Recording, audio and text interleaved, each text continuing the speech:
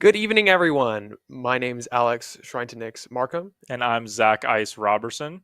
and we'll be looking at our club League of Legends playoffs, right? Yeah, Club League of Legends playoffs for NACE it is now the second round. We ended up getting a bye last week. We did see Baylor University's B team able to take down Western Michigan's club.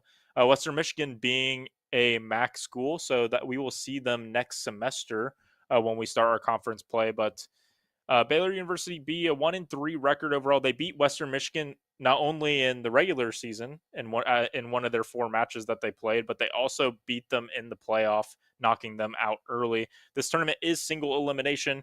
It is club. Miami University signing up for the club bracket this time around because the our tryouts ended up taking longer than we expected. Weren't able to find players, but then we finally found enough players to support a team, so we ended up signing them up for the club roster this semester. And so our Miami University League of Legends team now, though 4-1 after regular season, pretty commendable performance. Now we're looking really good going into not only this playoffs, but going into next semester, our main semester for League of Legends. I'm really excited to kind of see how this roster does. We also have a new player on the roster this week that is subbing in for one of our players that was in the jungle for a long part of the season so far. Yeah, I think I remember when coming to this college, I saw one of our League of Legends games, and I think I saw one of our earlier or last year's jungler too, on the big screen, right? I think I saw Oriana Nocturne. Is that something we should be expecting to see today? I wouldn't see. I actually have no idea what this new jungler plays, but I mean, Oriana is played by our mid laner a decent amount, so I wouldn't be surprised to see some Oriana. I wouldn't be surprised to see some Aurora, potentially seeing our former mid laner Jack Hoffman. He graduated this past year. He was with us for all 4 years, so now we have a brand new mid laner in the present. We used to see a lot of Anivia and Oriana. Now we're seeing more Oriana, Syndra, some more different control mages, and it's going to turn into. It's going to be interesting to see kind of what the draft path will be. We just got a new balance patch through as well. I think Gwen is one of the noticeably changed champions that is people are saying she is broken. But I'm curious to see kind of what we decide to pick out from those balance changes that we just saw this past day. Yeah, notably, we did just see the end of Worlds recently too, so we'll see if characters like Galio, like Poppy, like potentially even Callisto or Renata show up a little bit more often, just due to how prevalent they were in the Worlds meta. Maybe we'll even see Varus for the extra poke and high damage that character can pull out. Yeah, we do see our ADC Christian Solo Zach returning this semester, and so he has been a stable. Same with Jen Beans Lou, she our captain, returning member. So we have two returning members on our forefront, and then we have three new players lining it up in the mid lane, jungle, and top lane. Actually, our top laner is technically a returning player, but didn't play too much because our former top laner, final boss of Ohio, Elliot. He is no longer playing the top lane for us. So we have Kin's Egoist in the top lane now, and overall a very good player as well. Good on split push champs. Great with tank play with Cassante, and we've also seen him heavily involve himself with bruisers like Aatrox, Pantheon, others. So very technical characters that I'm excited to kind of see what he decides to pick today in draft. Will we kind of stick him onto that tank role, or are we going to get him to? Do we get to see some of those high skill expression champions like the Gwen, like the Aatrox, the ones where you can really take over fights in 1v5 if you give them the right amount of resources? Yeah, part of me says, due to how strong bot lane seems to be in this current meta, we might see more of a focus on tank characters or like more tankier champions coming in from the top lane, especially with how strong enchanters like Lulu and Renata seem to be. Yeah, not to mention seeing the effects of Worlds, seeing the top lane meta be very prevalent with Doctor Mundos, with the Scion, the large tanky characters. We even saw some Renekton even as a bruiser, but one the champions that can provide that hard CC and also be able to initiate contact, right? Ornn, for example, as well. So we saw a lot of those picked throughout Worlds, and we continue to see kind of that presence in at least professional play. But this is collegiate. Collegiate really is all about comfortability. So comfortability is really important for a lot of these players. I would rather be playing on my most comfortable champ than playing towards a meta pick in collegiate, at least until you get until the high end of collegiate, where you start playing the teams like Maryville, Yeah. where you start seeing like Northwood, all those other really phenomenal League of Legends programs. Um, that's why Anivia, even though Anivia wasn't actually the greatest pick, we did see it picked at Worlds by Faker, but we Anivia back then when Jack used to play it was not really just a comfortability pick. It wasn't anything like meta defining. Although Anivia, I think, has always been a broken character. I think she's been in a very good spot for many seasons, especially with Rod of Ages being a very good item right now. That's why we've seen the rise and the Anivia getting picked in that kind of pro play sense. Rod of Ages as an item is just very good purchase and so much stats bonuses towards the people that can build it on Yeah. the AP side. So again, a new patch day. Really excited to kind of see what we do draft. Our support definitely looks more towards Beans has always been traditionally a more focused on engage supports. Leona, we've even seen a Diana support Really? pick before by her. We've seen Nautilus a lot. So I wouldn't be surprised to see more engage focused champs going her way. But also with you mentioning the bot lane presence, a lot of the ADCs that are good right now, the Yunaras, the Varuses, the Ashe, a lot of them very paired up very well with enchanters and enchanter support characters that are just usually typically very good. I wouldn't be surprised to see at least maybe a Rakan as well. Rakan very good too in the meta. Yeah. One of those characters that can mix the best of both worlds. Amazing engage and has just the right amount of enchanter to make sure the ADC isn't going to explode off of a random, I don't know, Viego R, Yep. for example. Yeah, hard CC with the ultimate, and you also get the W as well, but also get the Q poke does provide a little bit of sustain in lane as well. Whereas the hook champs, they provide sustain for themselves, where Rakan can kind of give that some of that health back over to their ADC who may be getting poked out in some of these matchups. Our ADC player really has been actually, I won't say OTP, but they've been playing a lot of Yunara, even having some specialty builds for certain situations. I've gone into some long, intense conversations with our ADC regarding Yunara as a champion. Also loves to play Jinx. A lot of hyper scale late game kind of characters on the ADC path, but also can play some Ezreal, which has been pro played recently a lot. Also, the Ashe is always going to be a very good team-based ADC. That utility that the R provides, that even the vision. I think the E in Ashe's kit goes a long way in team play League of Legends.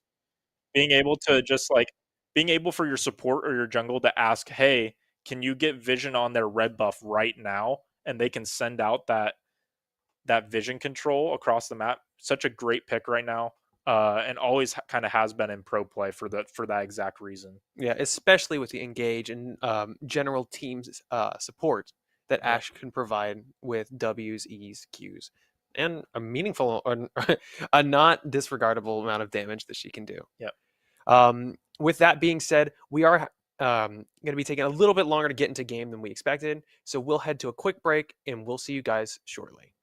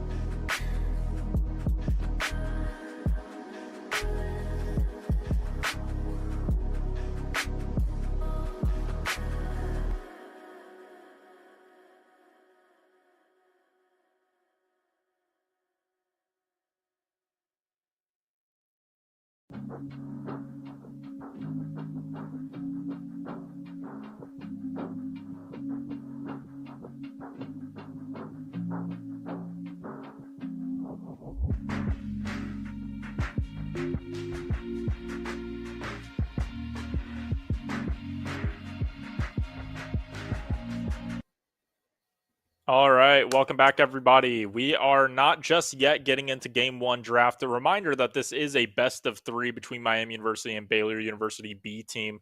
But we kind of just wanted to come in and talk a little bit more about, I guess, the recent cinematic that just released. We also got a new sneak peek of the new League of Legends character, Zahen. Really exciting news and it premiered during Worlds Finals, which is an awesome way to kind of premiere that kind of new champion coming to the game. I'm curious on what your kind of thoughts are going into this next season as well. Well, first things first, we get the winter map back after years and years without it. Absolutely amazing thing we haven't seen in a long time. But Zehen looks like he's going to be a bit of a menace, especially in solo queue. He has a revive on his passive that gives stacking AD. Yep. He's got Jinjiao Q, where he gets an empowered auto and can recast it for a knockup. He's got a W that kind of like Jinjiao's like stab, But it right? pulls But it them. pulls him back in, Yeah. right? He's got Jinjiao E mixed with a bit of Darius Q, where he'll dash a little bit and then do slash in a circle with the edges doing more damage.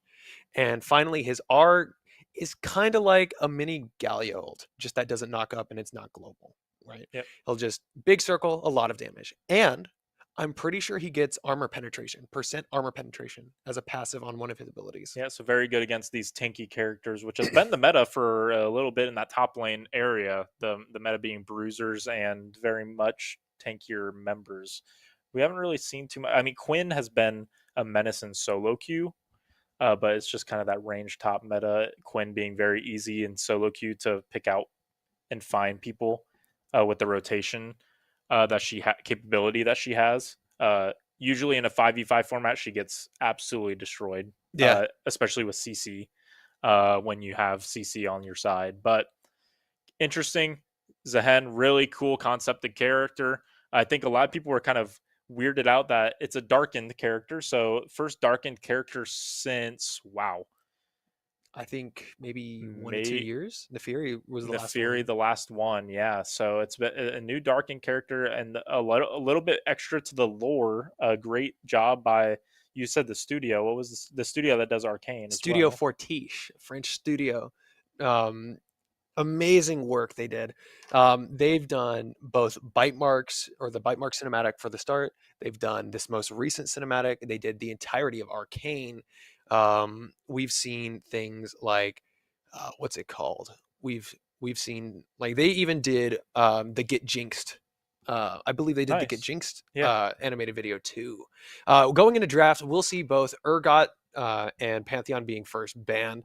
Um, with Pantheon and Unara being banned from Baylor, and now Camille and Urgot being banned by Miami. Yeah, no surprise here. The Pantheon and the Unara ban. Unara being one of those very like we mentioned, OTP like characters that Pantheon's also going to show up, and Leona. So all three of those characters probably the most played champs by our players. I imagine we're going down the same route, and that's what you're going to typically see in collegiate draft. You're going to look off of these people's OP.GGs. You're going to look up their stats on one of the Riot official stat Yeah. trackers, and you're going to be banning most likely, as we do see the first pick Gwen and the Jarvan, the J4 coming out of the jungle. Uh, Again, Gwen, we just recently talked new buffs to Gwen playing against the Jax counter pick on the top side. We also see the Viego and Katarina, I the believe. Katarina locked in for Baylor. Now, hard CC is going to make Katarina very interesting, and I don't think this. So this is not an order of draft. This isn't. So we did draft in a separate window, and so this is what they're locking in per player. So we don't know the draft order. So we don't know if that Katarina was a last pick Katarina. We don't know if that Gwen was a first pick Gwen, or if the Jax counter pick was picked later. We actually have no clue the draft order, but which is unfortunate. But we do see the Aurora wasn't one of the first bans, so we insta locked that Aurora. The Aurora being our one of our mid laners, Uh, that we see quite often. yeah, very strong character, hard to lock down, with pumping out so much damage with, I believe, the passive stacks. And with R, we did just get notice that Jax was in fact a counter pick. So we had selected Gwen before Baylor did chose Jax. Notably, we are going to be seeing characters like Ezreal. We're going to see the bot lane come out now. Part of me thinks that Ezreal was one of our earlier picks, just to kind of throw out there Yes. as a safe, not exactly safe, but like as a character that can work with a bunch of things and isn't really the hardest, or isn't really a counterpickable character. He's very consistent and very strong I will usually. say from our draft, looking at our draft so far, we are picking an enchanter support as well. No hard CC in our comp whatsoever. Other than Other Jarvan than the Kings. J4, and J4 is not really CC per se. It's one knockup, and your ultimate puts them in a zone. And the other choice against the Katarina, Katarina gets to have free play on this entire comp as much Mm, as they want. Same with the Jacks. Usually, Jacks very bad against hard CC champs because they can use their E to block autos, but once they're CC'd down, you can kind of burst them out. In this case, he's going to be able to just walk and walk and walk and jump to whoever he wants to. And they also have go buttons with Varus Ultimate and the Nautilus Ultimate yeah, very strong on their comp side. coming out from Baylor. I do believe Soraka's silence can stop a Katarina engage Correct. if she really tries, but that might be a bit difficult. Yeah, Soraka. Beans has been playing Soraka a very solid amount uh, recently, from what I've seen, and overall very strong champion. I feel like it's very underwhelming from a viewership perspective. But what a good Soraka really does is going to allow that Ezreal to just sustain lane as much, for especially from that Varus poke, right? Varus is going to throw out as many arrow shots as possible to try and poke out this Ezreal away. It's kind of like who pokes out who, and then if they get a good engage on Soraka's goal is to peel away from the engage using that silence that you mentioned. When Nautilus cues in, you're going to be silenced. That way, it roots the Nautilus away from the Ezreal. Yeah. So we'll we will continue to see kind of what I'm really excited to see that Gwen Jax matchup in the top lane. I think that's a super volatile lane. I think if the Jax can stay alive till 6, then you're in a really good state. But Gwen, once again, is kind of a hyper scale champ. When you get that death cap, once you get to your second or third item on Gwen and hit that power spike, you do so much damage, and it doesn't matter who's in your path. Notably, I don't believe, other than the Nautilus, Baylor doesn't really have the kinds of characters that can survive Gwen, right? Jax might be a bit difficult depending on how he builds. Maybe a Wits End thrown in, Yep. maybe probably Tenacity Boots or Mercury Treads. But realistically, Katarina's going to fall over. Um, Viego's going to fall over.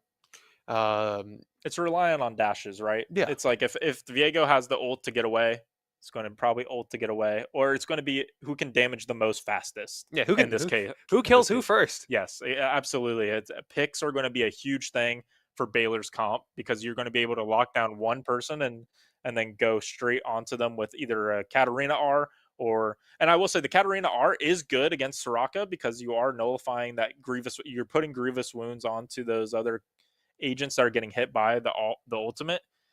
But like you mentioned, you can get stopped by that silence as well. So it's going to be interesting to kind of see how the team fights go up against. But my biggest worry for Miami's current draft, no CC, but they do at least do have the engaged tools to start a fight if they need to. Even then, Miami doesn't exactly need to engage, right? Yeah, And that's characters true. like Ezreal, Soraka, and I believe we had Aurora too.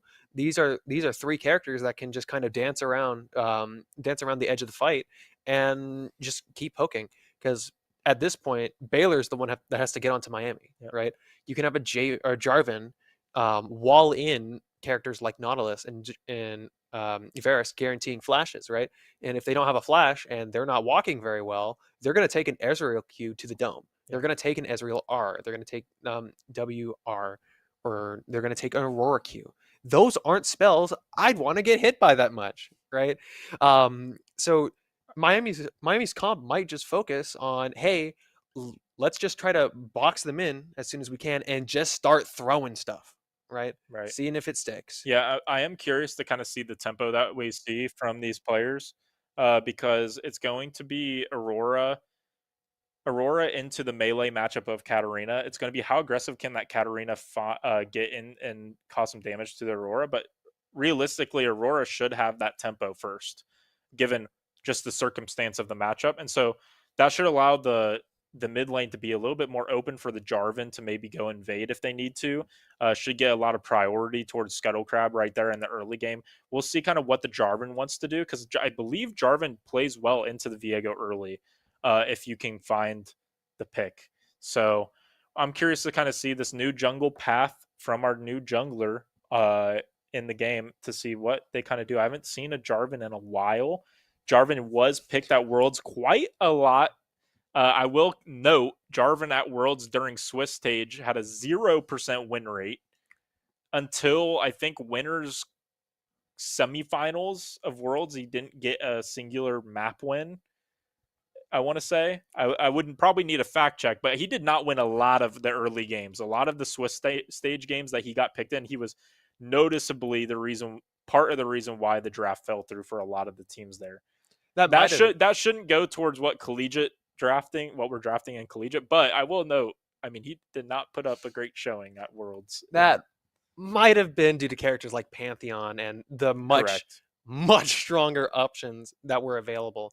Just maybe he was picked a bit too soon, right? Yeah. He might be more of something that you pick later for a fearless draft, right? Some that reliable pick that, good old reliable Jarvan 4 over there. He can get his engage. He can do what he can as a jungler, right? For this Aurora and Katarina matchup, notably one of the more recent nerfs to general game mechanics is that Doran's Shield and Second Wind as healing options or sustain options in lane both got nerfed. So they're going to Katarina has less available healing to her, or less available healing for her in this lane matchup, which should make it incredibly difficult for her to survive Aurora's poke. Yeah, and as we see, we're already in game here. Level 1, we look to go for a bot, invade into the bush, try and find a good pick. It looks like Miami's going to hover this first bush to maybe get some early poke down onto the Varus when they show up to lane. But we see Baylor on the other side of the map, a blue buff start, it looks like, here for Viego. But like you mentioned, the Doran shield picked by both Jax and Katarina. Doran's ring, however, chosen by both of the other mid laners, obvious choices, but will be interesting to see as we do see an early ward going down, and it's maybe some early damage. The E does go out. And just a small trade before lane, giving a little bit of some happy touches as Jarvan is here, though. Ooh, this is a very risky fight early But on that's for some both good poke teams. damage, and now the Jax has to go back to lane at half HP, whereas Egoist technically is running the Ignite as well. The TP Ignite, TP. which is terrifying now for the Jax, because if you take 1 or 2 bad trades, as now we see that bot presence. Varus, was your screen on? That was a little rude, but Ezreal kind of walked out a little early there, right? Well, yeah, and we also, the Nautilus wasn't back there on time because they were so preoccupied with they thought something was going to happen on that top fight. They rotated out too early. Now the laning phase for this Varus is almost over after getting chunked out here. That's a huge tempo boost here for Miami. Unfortunately, though, we will see our Gwen get kind of a little bit dumpstered level 2, just based off of level up timers. Jack's getting a quick trade, making this early lane phase just that little bit more difficult. Ooh. And we do see a first blood on the Varus from our Ezreal. Great play, setting us that much closer to the first to 3 for feats of strength. Solo Zach with the first kill for Miami in this playoff. Amazing EQ auto play from Solo Zach, and I mentioned that, and as here we go, this is going to be where that Ignite diff comes out. There goes the Ignite. Not going to be able to flash away from this. You are seen in that bush. You do not get away, and that's another kill going over to Miami. Egoist, a great play, and now is going to push out this wave and get a really nice back end here to get that tempo going. Surprisingly, the Nautilus from Baylor did not back during that push, maybe to try and preserve tower HP, but they're at a significant disadvantage in this lane where they can't really engage without throwing another kill, what a great hook from Nautilus, but unfortunately he's going to get punished and going down. Oh, not Flash heal. Flash heal. Both summoners now gone, and that is an instant signal to Jarvan here that there is a potential dive opportunity. Viego is hovering, and this is something that Miami needs to be aware of the jungle timers as Jarvan continues to look. An incredible hook. An incredible hook is going to get Solas. Like, they are going to find the trip, but look at this Soraka. No, the flash gets burnt. The auto from the Viego is going to find the Ezreal, and this should ultimately be a pick from the Viego. No, it is going to whip on the target, going to get away with the flash, but that is all summoners now gone here. But the Jarvan here to answer is going to force another summoner flash there from the Viego, but not going to be able to pick up the kill. But you will take that if you're the Jarvan. You now have the tempo to get onto the other side of the map if you need to. And Egoist is choking down this Jax, unable to get any kind of farm if they need to. And Katarina is dead. What an unfortunate time to go in for Katarina. If you notice, right now, Katarina is down like 15, 16 CS just based on how difficult this Aurora matchup is for a melee character like her. Honestly, it looks like every lane for Baylor is kind of struggling, especially like with Jax being down and early death and what's it called? And Viego having to give up flash really early just to survive. Jarvan Ford chilling in Pixel Bush. Yeah, but look at this back here. You get Tear, you get Sword and Dagger here for the Ezreal. Ezreal up 20 CS on this Varus at the moment. Very big CS lead early on in this game. Already a 2K gold lead here for Miami off the start. 39 to 22 CS advantage here in the mid lane. 31 to 24, even though Egoist is up on a kill as well. They went and got that Darksteel like you mentioned.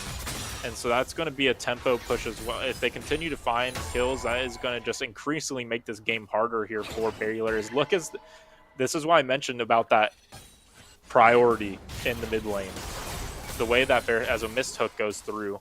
But the priority that this Katarina has is 0 as you are the melee character. And you have to take aggressive trades, but this Katarina is unwilling to make those trades against the Aurora, and it's causing her to get chunked out like just then underneath turret, unable to farm. making it extremely hard to farm in this case. Yeah, the electrocute on the Aurora just throwing in that much more damage. We will likely be seeing a quick engage on bot lane, getting ready for Dragon, it seems, where both Viego and Jarvan happen to be in the area, both pathing towards bot due to this objective. Nautilus looking for a cheeky engage to try and start something, but Viego's going to go home. Or we see him get stopped a little bit on the minimap by our Jarvan. Yeah, Miami trying to get some tempo to push out these waves. Once they get this pushed out, they should be definitely getting this first Dragon on point. What a Miami kind of staying around here, though. The Nautilus walking up. Jarvan sees this as an opportunity. They're going to bait the Nautilus to go in, and that's ultimately just going to get him chunked out as Egoist finds another kill onto this Jax. But Nautilus too far away, has already used his engage and his getaway tools way too far up. And once your Viego left you to with their back, they should have never stepped up into that wave. Unfortunately, that wave was, they needed to break the wave to allow for it to push back to them. And again, wave management being such a crucial part of this game that many don't kind of look at. But that is what set up that play there for Miami, forced them to walk up for the XP and the gold. And Miami was just able to catch them out with their pants down. Yeah. Notably, we will be seeing Miami take the first Drake. Viego nowhere to be seen. So comfortably going to Miami for this first Drake. I do believe Miami also has pretty good damage on each first tier 1 turret. So it looks like feats of strength should be going to Miami this game, depending on if this game state continues. Yeah, they were able to get feats of warfare, the first one, right? And now it's for whoever gets first turret, I believe, and then it's the objective one as well as. Oh my! Oh, a whiff there. Who had the ignite? Aurora with the clutch ignite by the end. Ooh, he's gonna get away. Yeah. Wow. What a great disengage for Miami. Very, very close fight in general. We will be seeing Egoist going in against Jax, trying to get just that extra bit more damage, and That blasting one is treacherous. Yeah, if Jax ever walks up, he's going to be sent to the Shadow Realm.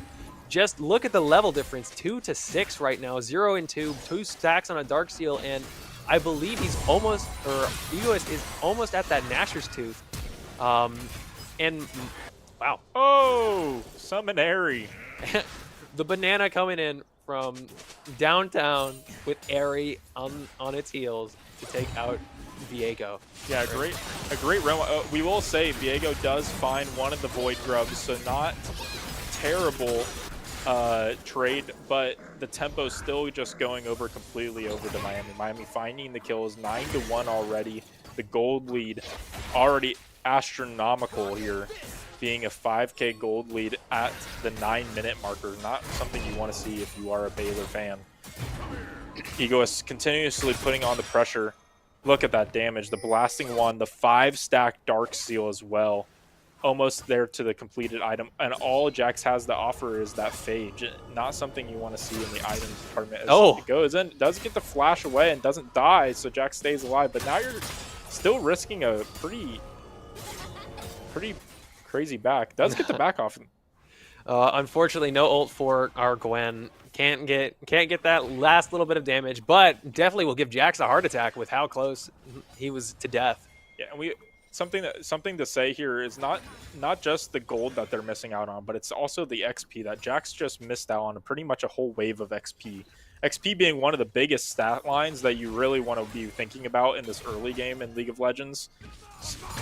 As we do see the Jarvan ult go out, is going to force the jump out from the Jax, does not find them. But like I mentioned, the XP is relatively 300 or so. I believe I can't remember what the full number is, but it's about 300 gold worth of stats or more.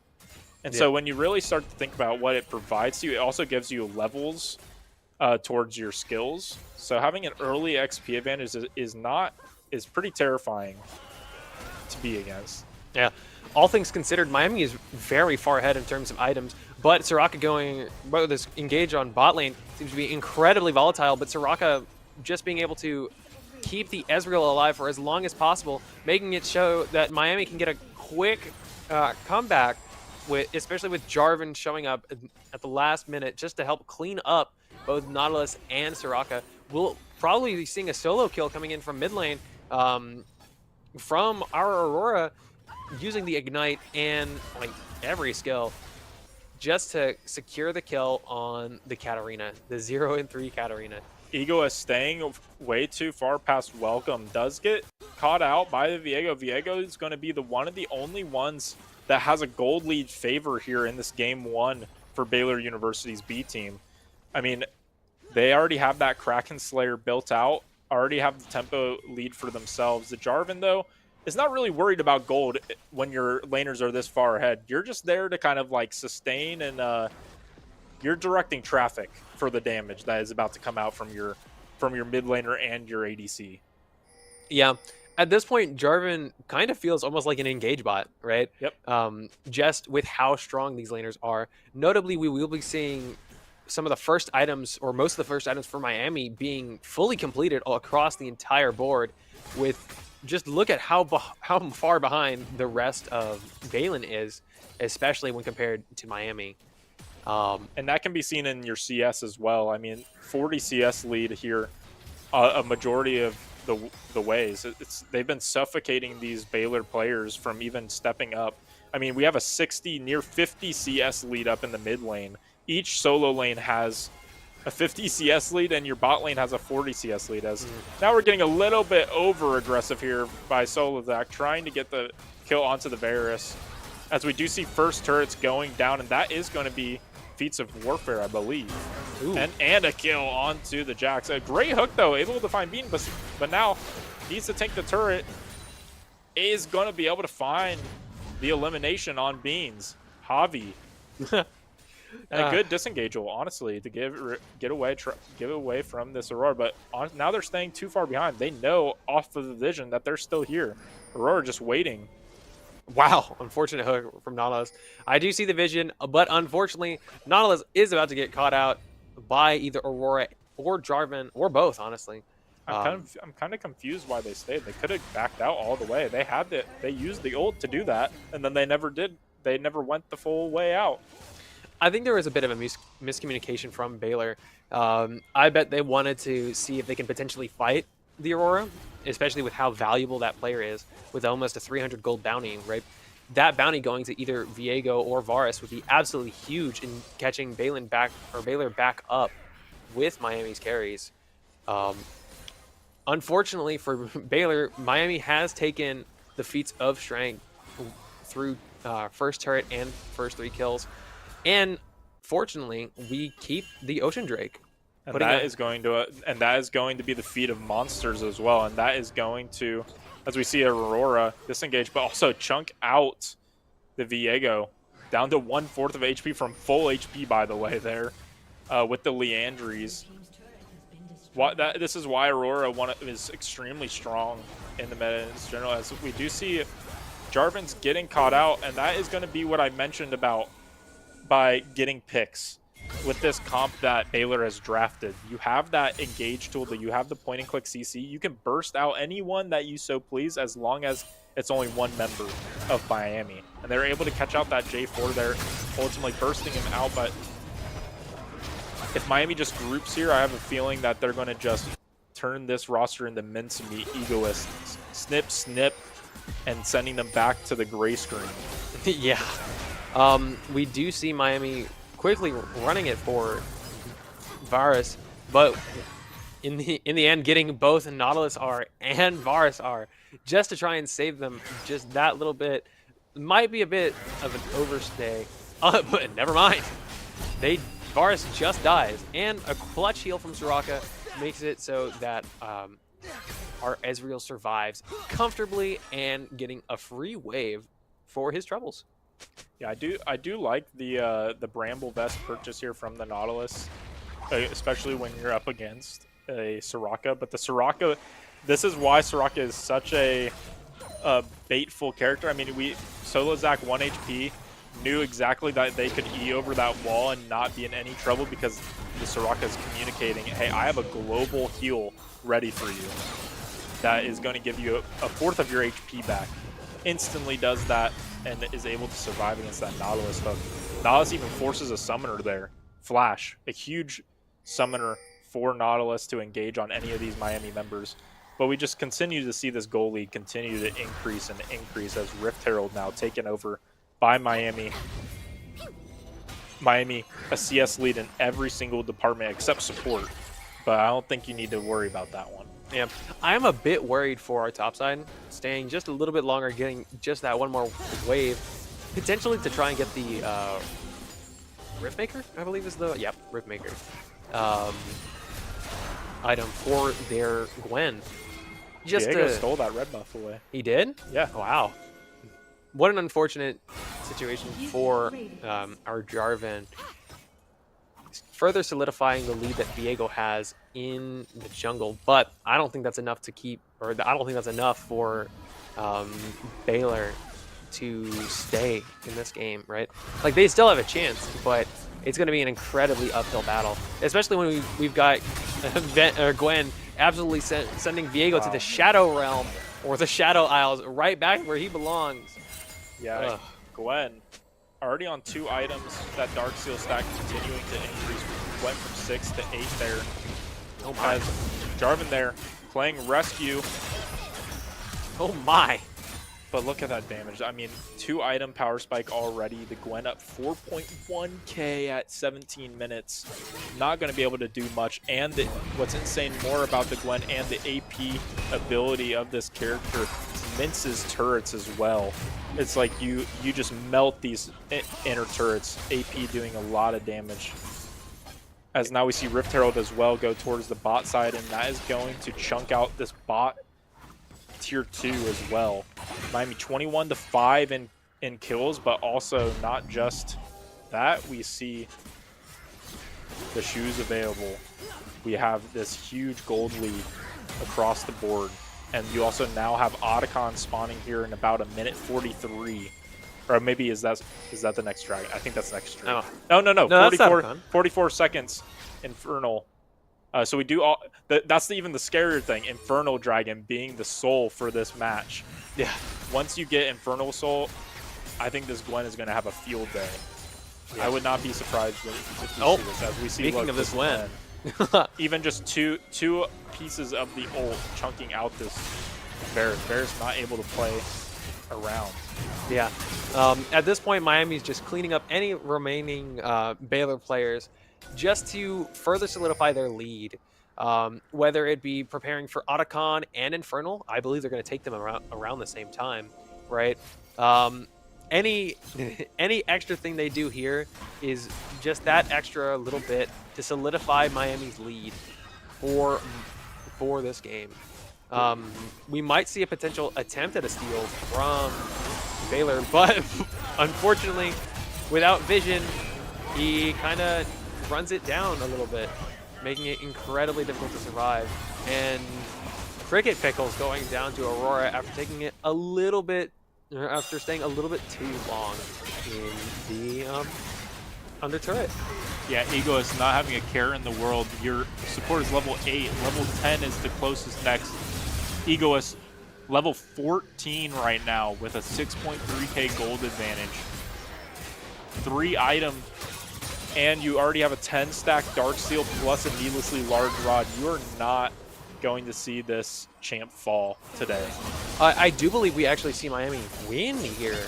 We have a massive wave coming in from bot lane. Aurora pushing top, about to get an almost unsurmountable lead. Well, more of an insurmountable lead in this first game, with Egoist already starting to pressure the Nexus turrets. Kind of just ignoring everything around him, especially which he's able to do just partially due to Soraka being here, right? With incredibly high healing counts coming out from the Moonstone Soraka and the, I believe, Dream support item? Cricket Pickles, where did you go? It's almost like Houdini on the map. You see them once and then boom, disappeared. Yeah. This Gwen has the infinite death touch at the moment. Yeah. 1Q and gone. Katarina as well, out of the map. 32-5. Miami taking first game in 20-minute fashion. Yeah, that was a dominant showing from Miami. Notably, incredibly difficult for them to overcome anything Gwen related that game. Incredibly high damage, incredibly early leads too. I believe Gwen got first blood. Was it Yeah. for no? That was Ezreal who got No, first blood. Ezreal got first blood on the Then beautiful Gwen came EQ in. auto under the Then Gwen turret. got the second. Yep, the ignite being the difference, and we talked about that early trade. However, what set that up was that big early trade in the top. The Jax went for a vision where, without any of his teammates around, just walked past the bush, and Gwen's like, "Oh, I'll take that trade any day of the week." The Yeah. Q also providing some healing as well, and with that nerf to Doran shield that we discussed, not getting that much health back now on every hit that you're taking from damage, it would have been better off to go Doran's Blade there for the Jax, Mm, realistically, potentially, but I think to I provide think the some, shield was a good choice given the matchup, yeah, but it's just not as good as it could have been because Doran's Blade might have been the kind of thing you see when you've got a really hard winning matchup, right? So you're just trying to push your advantage as much as you can. I would have been less surprised if he pulled out a Doran's Ring and ran AP Jax. Go the tactical nuke Jax, because if there's one thing you can expect from a college game is off meta. some off meta Yeah. builds. Absolutely. Yeah. The Gwen, though, being the showcase piece, but I wouldn't put my hands down there for a very good, strong Aurora performance and also the Ezreal. I mean, we saw some great Ezreal plays. I think Christian had some a little bit more aggro plays where they were getting a little bit too aggressive. Maybe need to tone that down when we get to a place where you're not that far ahead in gold, because that can be an instant throw in certain cases. But the Yeah. Soraka being a very big bait piece for Miami's approach in that kind of style, they kind of had it allowed for them to play that aggressive. Soraka allows that aggressive play style, especially, and we did see when they did engage, that silence played dividends into their engage. They weren't really able to do anything. Baylor now down 0-1 here in this best of 3 series. Miami looking to make it a clean sweep 2-0 fashion. We will get into draft here shortly. Don't go away. Thank you all for tuning in. We will be right back with Game 2 draft very shortly. Eventually. Yeah. Maybe we'll see. So, like, I believe we're not fearless, right? We're not fearless for this? Yes, this should not be fearless. This should just be, and I'm curious to see if we decide to go down a similar path. What do they ban? Do we get to see Leona? Do we get to see, who else did they have in the first list of bans there? Pantheon, Urgot. Pantheon, Urgot was on their side. Pantheon, they also banned Yunara. Yeah. So do we get to see the Yunara not get banned? Do they ban away that Soraka? Do they ban away? I imagine Gwen is getting banned. I wouldn't want to play against that. 7,000 gold apparently. lead. Gwen likely getting banned. We will have to see kind of what I would love to see some Pantheon gameplay. I think Pantheon a completely broken character. Yeah.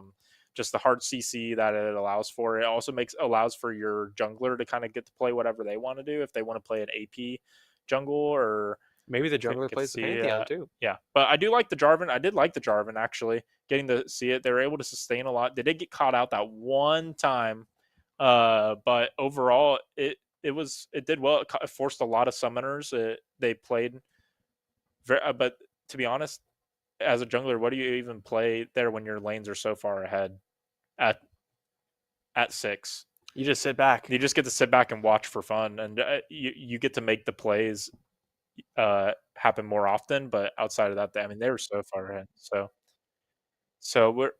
we will see what it looks like for Game 2, but don't go away. We will be back with Game 2 draft, and we will see whether it's fearless or not. Apparently, they might be making a gentleman's agreement. So we'll be right back. Don't go away.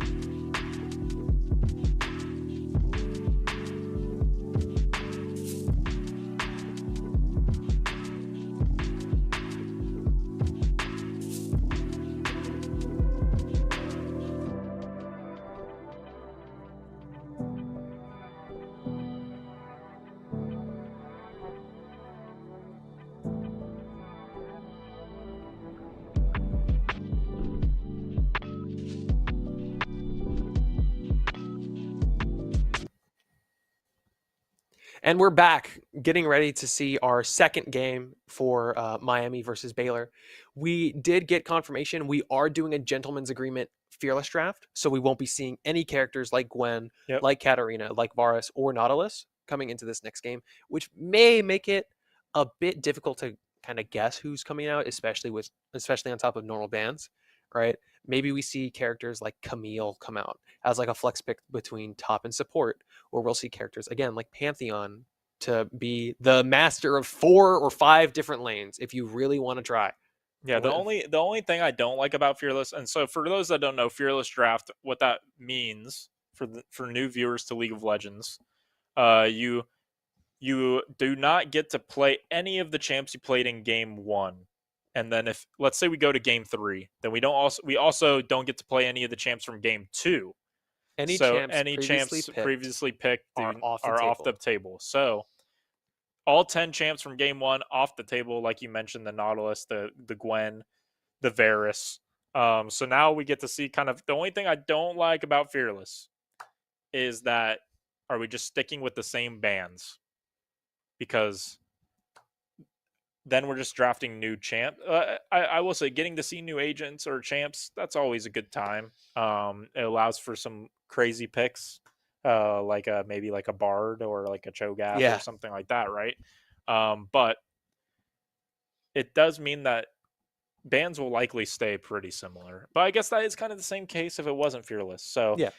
it will be interesting to see what Baylor decides to do. Will they stick with those first three bans like they did with the Leona, the Unara, and the Pantheon, or do they allow those to be opened up? Do we get to see Beans on her Leona support pick, or do we get to see that Pantheon up in the top lane? I'm very curious to kind of see what they decide to do in this draft, because if they draft it again, I 100% thought Gwen is off the table, right? Yeah. After that performance, and now you kind of do they ban towards top lane because are they terrified of the top laner now?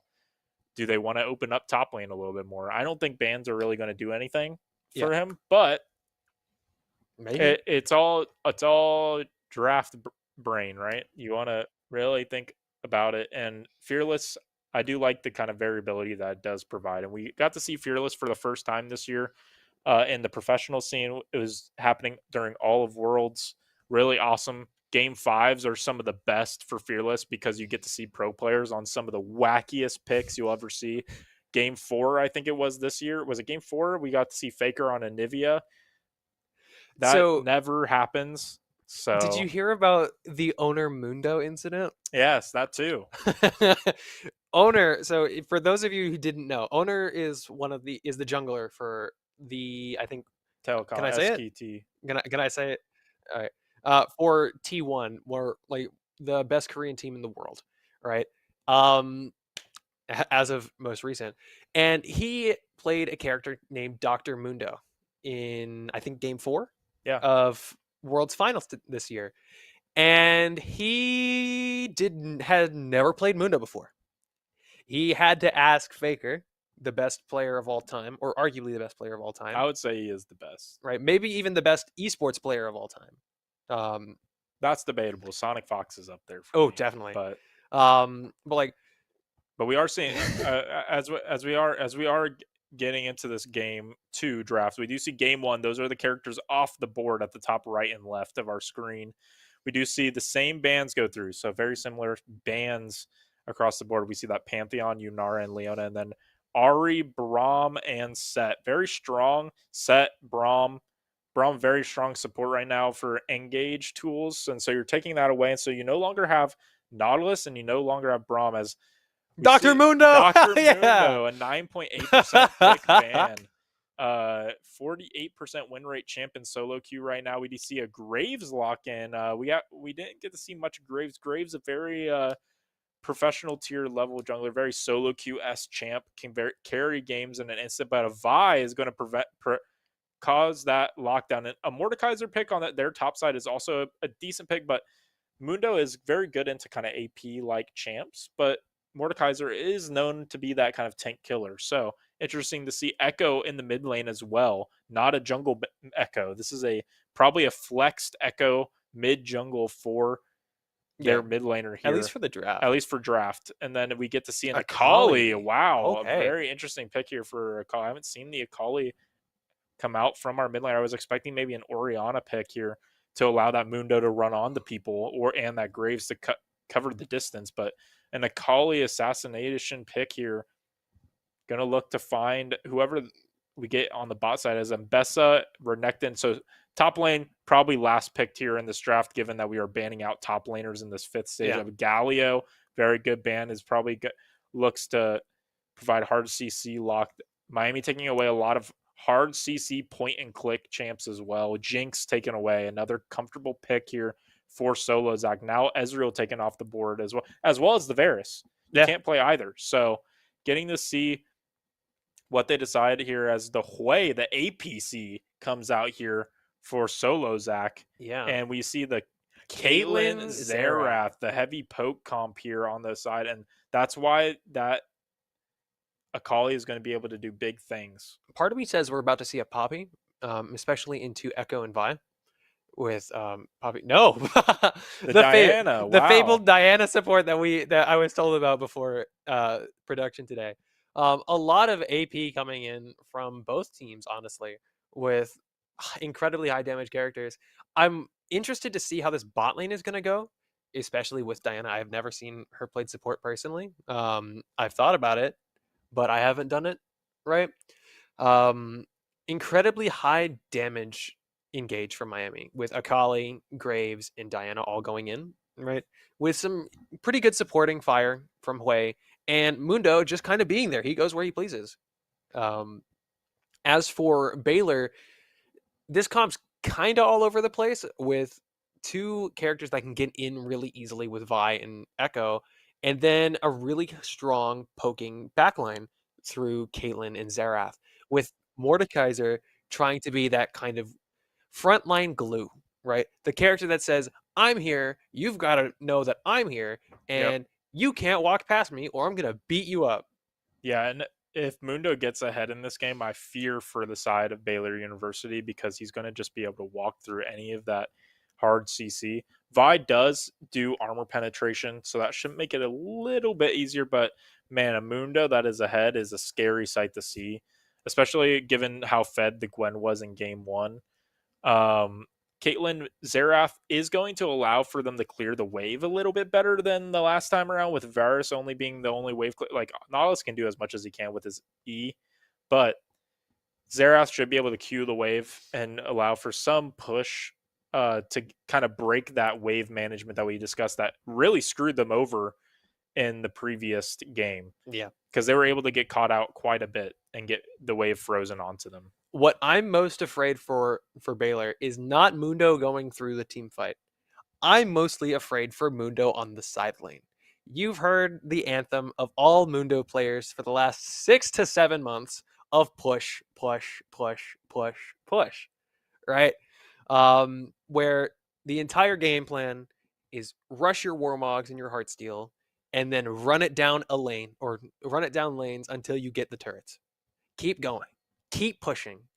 It's a Keep tempo. standing there. It's all about tempo, and it really does push tempo. When you have a sideline character like that with Demolish being such a obscure rune page perk that you get to choose, Demolish with Heartsteel and Warmogs on Mundo is like half the turret getting chunked. It's once plates are gone. It's just incredible to see the damage that Mundo can do onto turrets. And so you're not wrong. If Miami's going to put on a fight towards Dragon Pit, I better see that Mundo on the other side of the map in the top lane, and he is grabbing another 3 waves and Yeah. getting a tower. And that's something you have to be respectable to Baylor. But at some point, that my biggest worry for Baylor is who at that point in the game is going to be able to kill this Mundo. Trundle being one of those counter pick champs that we've seen in the past. Mordekaiser, a good tank killer, but if Mundo gets too far ahead of this Mordekaiser, then you really need to be fearful. The But diff- on the other side, Mord in a lot of situations, especially at objective fights, that ult can be used in such key instances. But if you get behind on Mordekaiser, it's like you're not even playing the game. You just get immediately blown up by any of the members of Miami. It's not going to be a fun experience. yeah. Notably, I don't believe Mordekaiser ult can steal that much HP off of Mundo, which is his No, primary. it's all It's all stats? it's all magic MR and armor.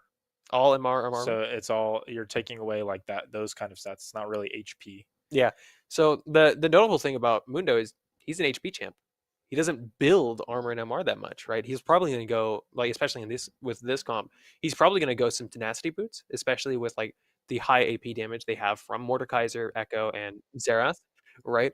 And the CC from Caitlyn, Vi, again Mordekaiser, and Xerath, right? So maybe you'll get a little bit of MR off of Mundo, and you'll get a lot of AD off of his passive on E with based off his HP. But Mundo doesn't care. He's an HP champ.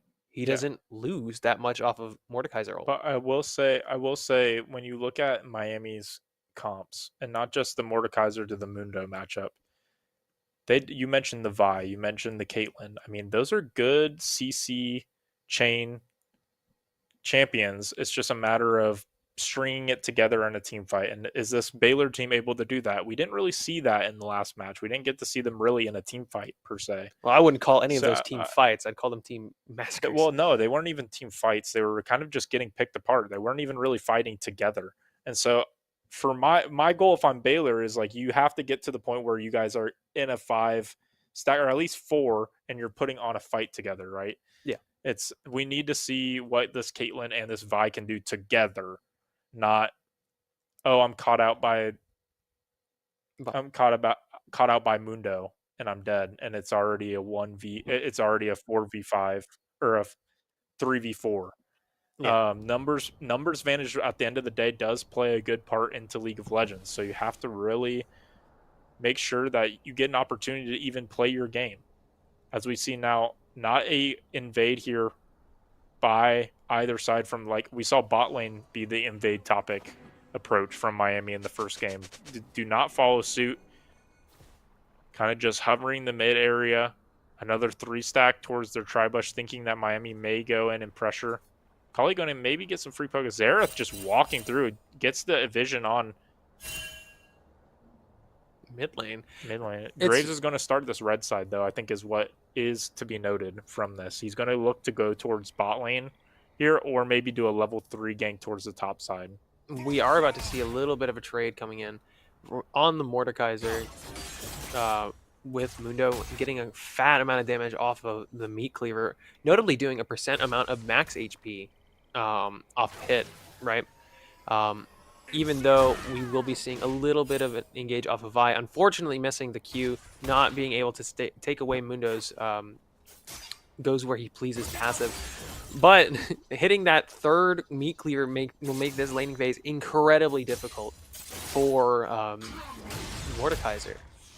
Yeah, something to note here in the mid lane, we do see a TP versus Ignite. Ignite being very good here for the Akali, able to do some executes if needed to be able to chunk out members, as we do see the Bone Cleavers just chunking out this Mordekaiser already off to the start. But for the Echo, you got Hail of Blades on the side for the Echo. The Echo's trade pattern really is like you get in, you get your autos out, and then you're out of there. Your move speed, you got to run away from this Akali. That is the goal if you are the Echo, right? Yeah. Notably, we are seeing a bit of a poking war going down for the bot lane, with a lot of Miami's HP being taken out just a little bit early, right, from the Caitlyn and Xerath, which is going to be the difficult part of this early game. But once Miami starts getting their abilities, they can start engaging full throttle onto the Xerath and Caitlyn. Notably, we have an Ignite on beams, meaning that we just have that little bit of extra true damage and healing reduction for the bot lane. We do see our Akali go in just a little bit too far, taking a tower shot, but fortunately being able to get out alive from Echo, who unfortunately missed his W. Yeah, I want to point out First Strike being chosen here for the Caitlyn as well, and the difference in summoners in the bot lane, like you mentioned, the Ignite being chosen by our supporter, and they have a heal on the side. As a great flash goes in, and First Blood, Cold Soup, getting a first blood here for Baylor's B team here. Akali falling down in that trade pattern, like I mentioned, very good in the early game here for the Echo. Echo showing now the trade pattern that we didn't see the aggression when they were playing that Katarina into the Aurora. Showing some aggressive gameplay here now on the Echo, something that you'd like to see as a Baylor fan. So very exciting stuff there to start off the game 1-0. But going back to the summoners, that trade war that we were talking about, Solo is going to be okay with trading that and trading HP because they have a TP. However, you don't get that barrier, and as we say that, a flash is going to come out here from the Vi, and Vi is going to get away, but very minimal health. But here it is, Akali able to find out the rotation, able to have the push in the mid lane to go find the kill in the own jungle. Vi getting caught out now, making it 1-1, and Akali getting a trade back here. What did purchase Darkseal as well after their death, so getting some stacks on the Darkseal, always a good sign too. Yeah, very high damage trade we saw, proccing the electrocute and getting that extra little bit of damage off of the Echo, making it incredibly difficult for them to stay in lane, probably needing to back here in a little bit. but Mundo is struggling a little bit to keep their HP high enough to survive Mordekaiser. But Graves is here though. yeah, Graves coming in, getting a quick Dark Harvest stack, and probably going to be able to kill Mordekaiser with Mundo just casually farming, but getting Mordekaiser's flash and trading them for their own, but still getting the kill anyway. Incredibly starting to send a lead for our Graves or for our jungler and our bot laner right now. Yes, another CS advantage here early by the bot lane, 34-20 as the wave was crashing in. Kalen not keeping up with the APC. As we do see a great connection, Vi able to catch out the Mundo. It is 2-2 and kills. Reminder that whoever gets to the first 3 kills in the game is going to get that feat of warfare. We could see coming, and we could see it coming here soon in the mid lane potentially. Yeah, part of me says that, but like you see Diana on top side right now, probably hunting for the Vi, looking to see if we can get that feat of warfare off of a quick pick onto this player. And we do see Beans getting the 3rd and final bit for the feat of warfare. Potentially even setting up for a dive on this Echo, while unfortunately our Hwei gets hit by quite a few of abilities, and with TP being down, that's a lot more meaningful than it may seem. I'm curious to see what Egoist decides to do with their build pattern. If they go rush that Warmogs into the Heartsteel, or do they go Heartsteel first? Or do they do what I've been seeing a lot of the Mundos do, where they build 3 giant belts before they even get to the Warmogs? As we do see an ult exchange, that was Mordekaiser's ult. Mundo is going to pop their ultimate as well, and this is the Ghost as well. They used Ghost, and this is bad for the Mordekaiser. The Mordekaiser going to fall after the use of the ultimate. Great use of Ghost and Dr. Mundo rejuvenation, able to secure a kill up in the top lane and get another tempo lead here for Miami. Notably, the 3 Warmogs belt Mundo is specifically to get Warmogs up as soon as possible, while we see a quick trade from Diana onto the Xerath, but unfortunately getting stunned and kind of peppered with a lot of high damage individual hits. We'll see Vi currently in mid lane trying to catch out our Kali, but it does look like this is going to be a quick and simple double kill. But unfortunately barely missing the Echo's HP threshold. But very clean from our Kali. We're seeing another quick engage off of Bean onto the, what's his name, Xerath again. Xerath being in a very terrible spot in the alcove, getting poked out by both QQ and Q from, triple Q, from our bot lane. Yeah, Miami continuing to find the kills that they do need, and I will say Darksteel bought out for both the ADC, or the APC, and your mid laner, as well as the mid laner on the other side. Darksteel just a great first early item there to get. It allows for so much tempo, and it really doesn't hurt you to get at any point in the game. So getting to see kind of the extra stats that you get, it's going to be very threatening here for the side of Baylor. As another aggressive take, I don't think either one has ult up here, and so Mundo's just going to walk away, but it does get a good chunk out onto the Mordekaiser. The Mordekaiser doesn't have shield up either. You do have Graves walking down. They do start the grubs. He's going to go over the wall. There's the ultimate, and that's why I mentioned the shield's gone for the Mordekaiser. He gets minced and immediately, and so down falls the Vi. They're chasing for that extra kill as well. And while we see Hwei and the Xerath kind of brawling it out on the bot side, while Graves, Diana, and Mundo quickly take out grubs. We should be seeing a kill here for Miami onto this Xerath, depending on how we do here. Ooh, maybe we see a QW. The QW did come out, but he was able to dodge away from it. But during that time, Void Grubs going over to Miami. All 3 Void Grubs, something that is very scary now that we mentioned that the push. We see the Mundo already taking 2 plates up top, or I think 3 plates now up in the top lane. That Mundo is already in a 1.3k gold lead, and it's not going to get any much better.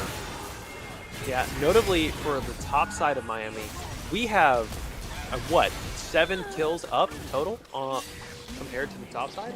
Oh, With Mordekaiser seemingly, or Vi going down again, just solidifying Miami's advantage while Akali is cleaning up a huge fight on bot lane.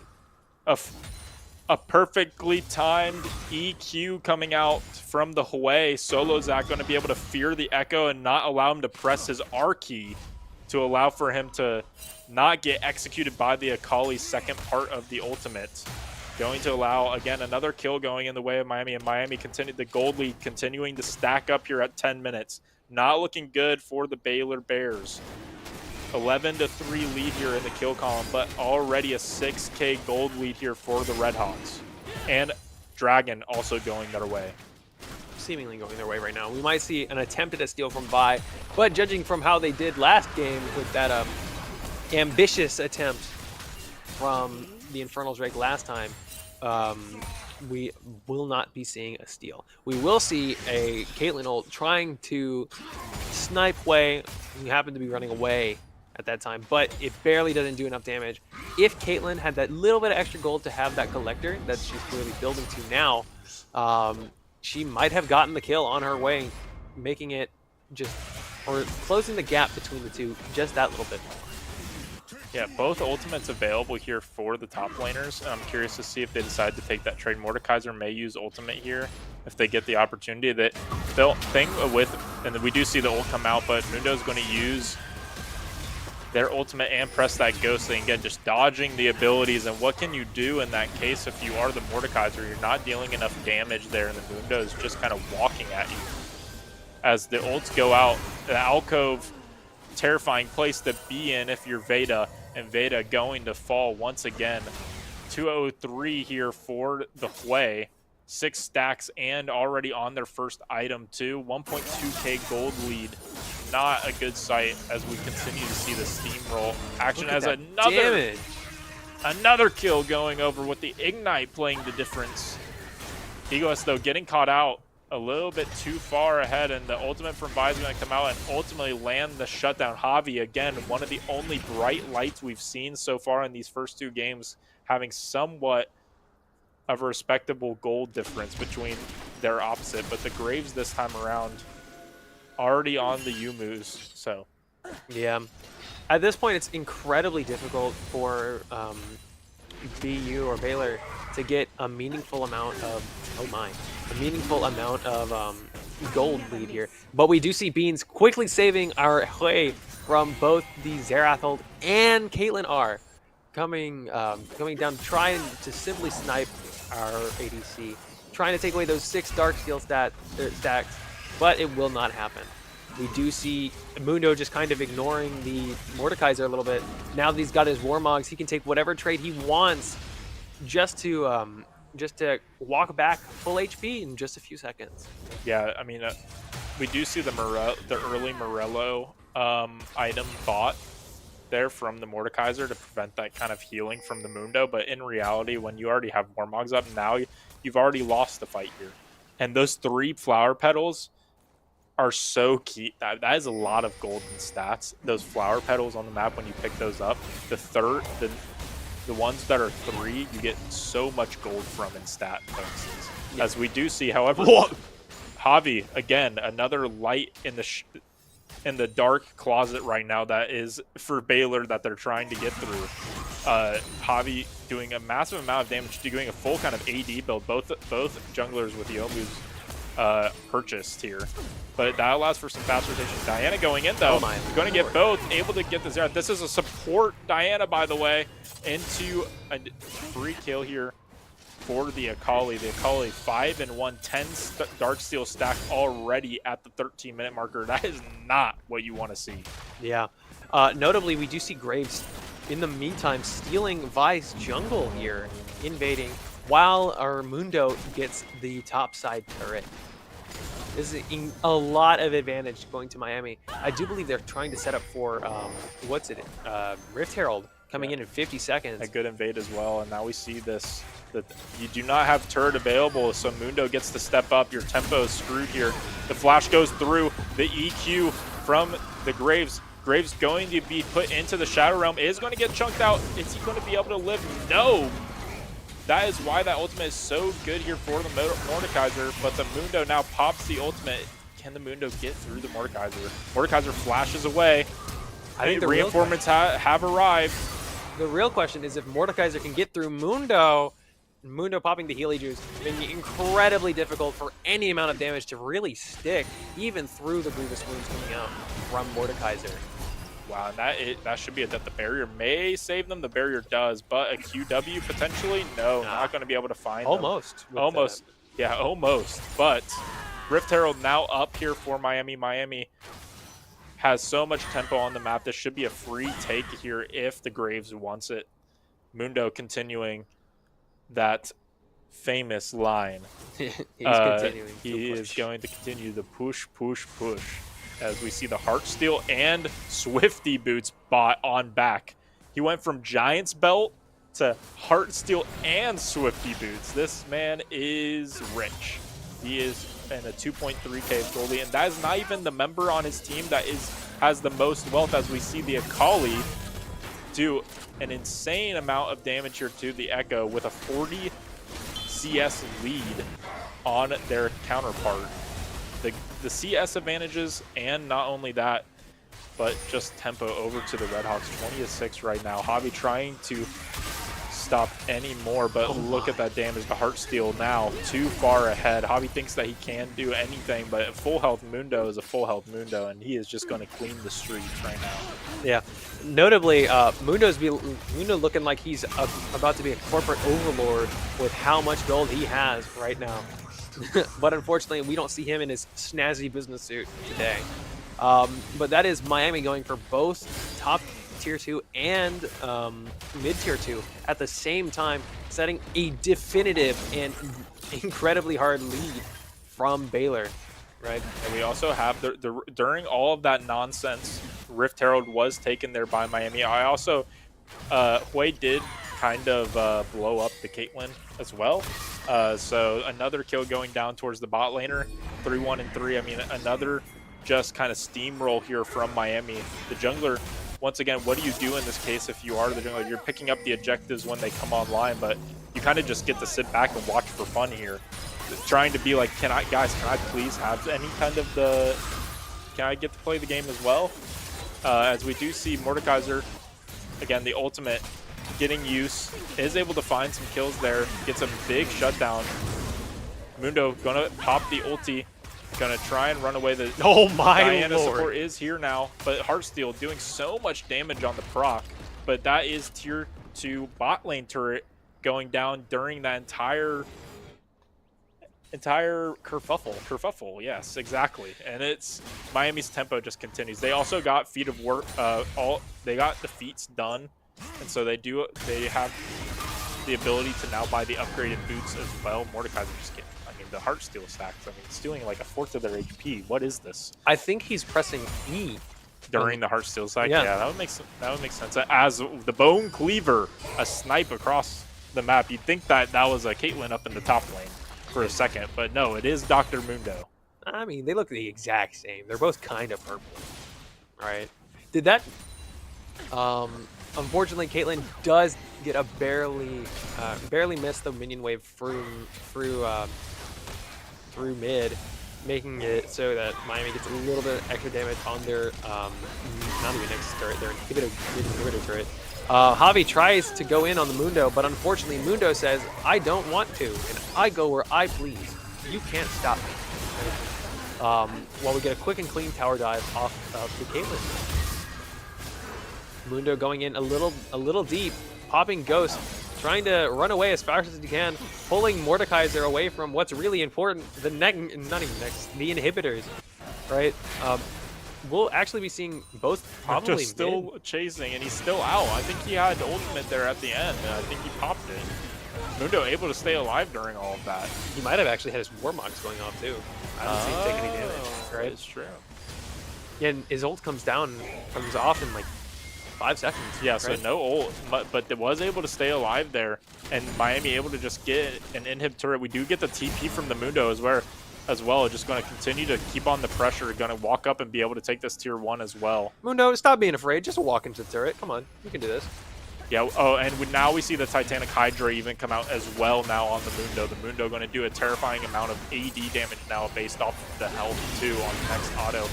But it doesn't really even matter. You have upgraded boots on the Akali with a 20 stack Magi plus 2 more items, the Proto Belt, and you get to see the Storm Surge. And this is just disheartening here. Miami keeping Baylor in the fountain as another 20-minute game eclipsing here for Miami. Miami University League of Legends looking very, very strong heading into this NACE playoff. Going to take their first series here 2-0 fashion. The Baylor Bears B team will have to play for another season going towards the spring, but that is going to move us to the next round. Cinema is all we have to say about that one. I mean, a Mundo classic here from Egoist, and a Akali perfection from our mid laner. It's just something you love to see if you're a Miami University fan. A lot of people, Miami University League of Legends being a staple for a long time, kind of went on its different path. Not as many signups. The game continues to decrease in player base, but getting to see Miami continue to push forward and have League of Legends at this university is always excellent to see. Notably, our next match will be between Maryville Academy and or Baylor A, which who happen to be up one right now. Actually, not only are they up what just one game, they steamrolled that one game. Wasn't even close, right? I remember earlier we mentioned Maryville being a rather strong team, at least in varsity, right? Well, so Maryville comes from a strong varsity program, but for their academy level, I believe it's majority of like golds, plats, maybe some diamond players on that roster, and that's kind of what this is. When we signed up for this club, we expected that very much, and honestly, we weren't really sure what we were going to get on our roster. This is very much a club kind of roster at given that it's all students that kind of just showed up that wanted to play League of Legends. It's not a roster that we recruited. It's not, these players aren't getting any scholarship from this. They're just here to have enjoyment playing the game, and we were able to find a roster that now is 5-1 going into this next round of NACE club playoffs. So overall, super excited. This group continues to showcase their skills. Again, Baylor A kind of being on the other side, waiting. If they are to win this game too against Maryville Academy, we will see how it goes. But next Tuesday will be when that match. Oh no, it's not next Tuesday. It's this Saturday is when this the next match happens, and then after next Saturday will be next Tuesday will be I believe the grand final. And we will see where we are at, and hoping that we can pull around and win this first club playoff. And we'll be back in the spring with some more. However, that doesn't end Miami streams this week. Like I mentioned, we have Saturday for League of Legends action again, but Wednesday, tomorrow, we get to see some Valorant NACE playoffs in the club as well. And they have a very tough opponent there. Looking forward to getting to watch our Valorant team as well. And then Thursday, we get NACE Varsity Plus for Miami Smash Bros. White team, which I'm very pumped. They've been doing a very, very good job. They have an opportunity to get to play a very good team in Akron if they end up winning this next round. So I'm looking forward to kind of seeing how our Smash team rises up on Thursday and looks to win the Varsity Plus division. Yeah, incredibly excited to see those two games pop off. I remember seeing Valorant last week, trying their absolute hardest and getting some pretty good plays off. Even though was that still NACE? That was CVC. That was CVC. Yeah. So we should have a pretty good shot tomorrow, right? And Smash White, I'm always excited to see some extra Smash Bros, right? Absolutely. Regardless, that was incredible 2 games from especially our top laner, honestly. Incredibly dominant performance from Miami this week. It's been a great stream, guys. I've been Alex Shrine to Nick's Marcum. I've been Zach Ice Roberson. And it's been great to see you. We'll see you guys tomorrow for our Valorant stream. Bye-bye.